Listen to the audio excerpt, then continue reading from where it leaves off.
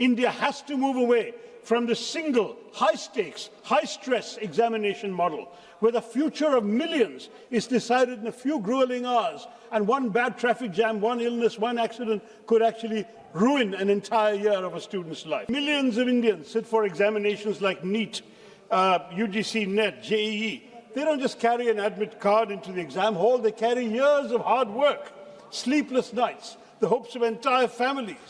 Behind them are parents who exhaust their savings on coaching and books, mothers and fathers who actually put their own needs aside so their child can have one more chance. It is about whether a young Indian can still believe that hard work will be rewarded fairly. I won't indulge in the infantile whataboutery we've already heard today about which party has presided over more leaks. We are here because the system is broken and we must fix it. Rise to speak on this bill at this late hour because the integrity of our public examinations is ultimately about something much larger than the exams themselves. It is about whether a young Indian can still believe that hard work will be rewarded fairly. I won't indulge in the infantile whataboutery we've already heard today about which party has presided over more leaks. We are here because the system is broken and we must fix it. Every year, millions of Indians sit for examinations like NEET, UGC, NET, JEE. They don't just carry an admit card into the exam hall, they carry years of hard work, sleepless nights, the hopes of entire families.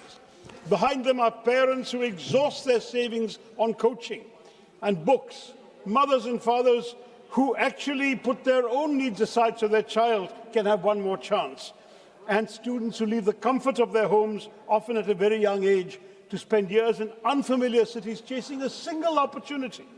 For many families, that one examination becomes a locus around which everything resolves: their savings, their sacrifices, their anxieties, their dreams for a better future. All these students asking the government are, give us a fair chance and let our performance decide the rest. When a question paper is leaked, therefore, what is stolen is the value of somebody's hard work. Your bill introduces all sorts of punishments, 10 years imprisonment, 10 crore fines. Fine, but if somebody makes a business out of selling the futures of our children, yes, the law must come down heavily on them. But punishment begins after the damage has already been done.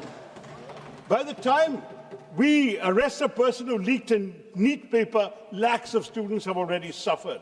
Our ambition cannot be merely to publish a paper leak more severely. Our ambition must be to prevent it from happening, Madam Chair.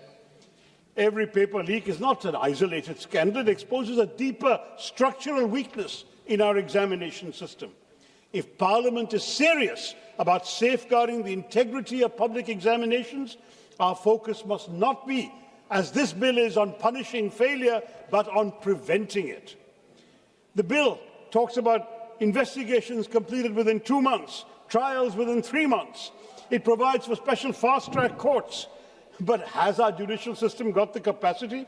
In 2025, Madam Chair, fast-track special courts registered 1.44 lakh new cases, but it only disposed of 66,500.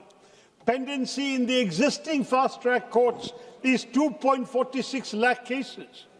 Fast-tracking is not going to be achieved by passing a bill alone. It requires adequate judges, prosecutors, timely investigations, efficient case management, and a situation where the CBI counsel actually shows up in court, unlike today. Until these gaps are addressed, justice will continue to be delayed. You can pass a law, but justice cannot be legislated into existence. If the government really says this bill is going to get cases done in 3 months, can it tell the House how will it be achieved? Will there be more judges, dedicated prosecutors, better forensic capacity? Or is this just a law in paper? Similarly, with this proposed special task force, who will serve on the special task force? What qualifications must its officers possess? What will be their tenure? Under which circumstances will a case be handed to it?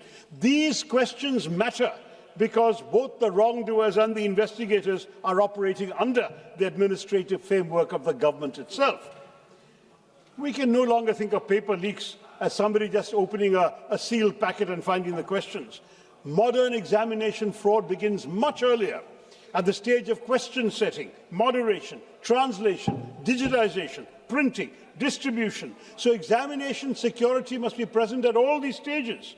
Every access to a sensitive question paper must leave a digital audit trail with independent vetting, and we require a serious cybersecurity framework. I had a lot more to say, but in the interest of time, I'll cut it short. Technology, in other words, should protect our students, not be a barrier to them. And so this House, Madam Chair, must think beyond this bill towards a comprehensive reform of our examination architecture. India has to move away from the single, high-stakes, high-stress examination model, where the future of millions is decided in a few grueling hours, and one bad traffic jam, one illness, one accident could actually ruin an entire year of a student's life. Why can't we be like the SAT or the GRE, entrance examinations conducted through a continuous computer-based testing system with multiple attempts throughout the year, allowing students to submit their best score for admissions, secure with competitive computer-adaptive question banks. This could reduce stress, accommodate unforeseen emergencies, strengthen examination integrity, and eliminate the single-point failures that make paper leaks inevitable. I have conveyed this suggestion to your high-powered committee of Mr. Nilekani as well. But this brings us, Madam, to the National Testing Agency in the bill. The NTA has conducted hundreds of examinations involving crores of candidates. But of the 14 major examinations conducted by the NTA, 6 have had allegations of paper leaks and other discrepancies, and 15 examinations have been postponed by the NTA in the last 7 years. Now, why is this sorry record there? The NTA has only 39 permanent posts, and 15 of these posts are lying vacant. So just 24 people on permanent posts responsible for examinations that can determine the futures of crores of young Indians?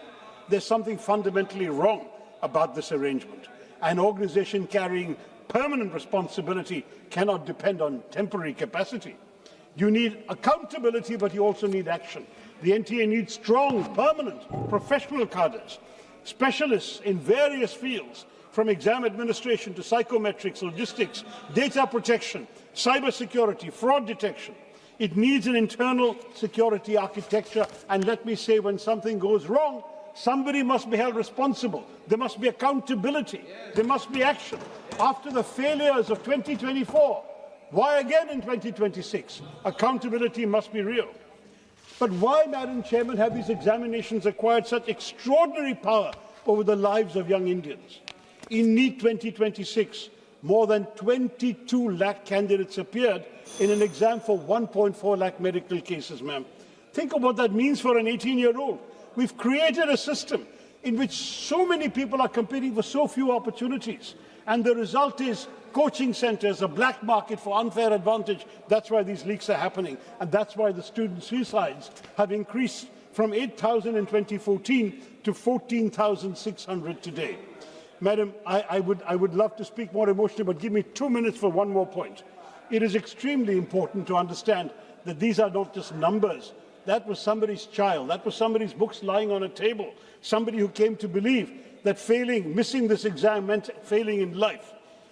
What do we tell their parents? What do we tell our fellow citizens?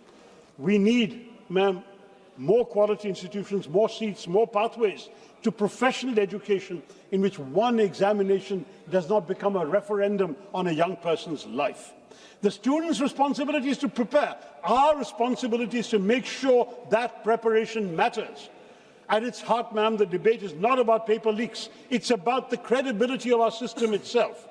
We must have a comprehensive transformation. This bill will pass, but it's not enough. That's the message I want to give the government. Let us dismantle these cheating networks. Ma'am, 1 minute. Let us do something more important. Let us build an examination system in which these crimes become harder to commit in the first place, because the success of this law should not be measured by the number of people we send to prison. It should be measured by the number of paper leaks that never happen again, by the examinations that take place on time, results that students can trust, institutions that accept responsibility.